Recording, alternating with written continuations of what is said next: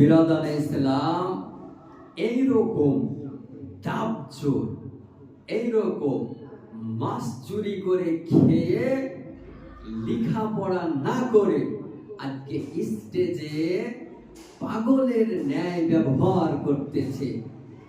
ভাবতে অবাক লাগে, পড়ার জীবনে মাদ্রাসা ডাব চুরি করে খেয়েছে, বর্তমান সময়ে মানুষের ঈমান নষ্ট করতেছে।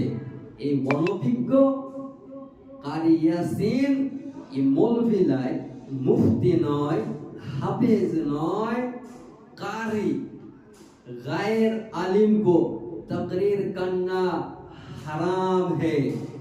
বিনা আলিম ব্যতীত অন্য কারো ওয়াজ করা হলো হারাম। তাহলে বলুন মুসলমান, এইরকম অনভিজ্ঞ জাহিলুল মুরাক্কাব জ্ঞান পাপী পড়ালেখা না করে আজকে স্টেজে নবীর ব্যঙ্গ করতেছে, নবীর বিপক্ষে কথা বলতেছে।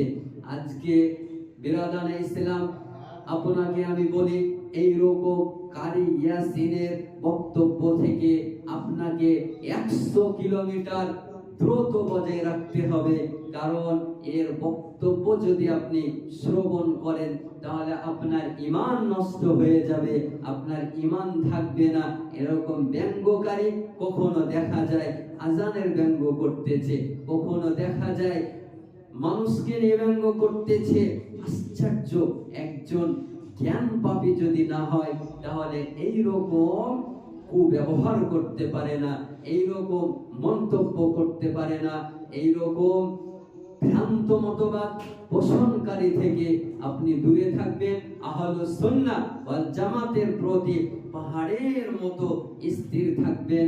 আপনার ঈমানকে হেফাজতে রাখুন, আপনার পরিবারের ঈমানকে হেফাজতে রাখুন, মহল্লার ঈমানকে হেফাজতে রাখুন। এরকম ভ্রান্ত মতবাদ পোষণকারীদেরকে আশ্রয় দিবেন না, এদের থেকে দূরে থাকুন।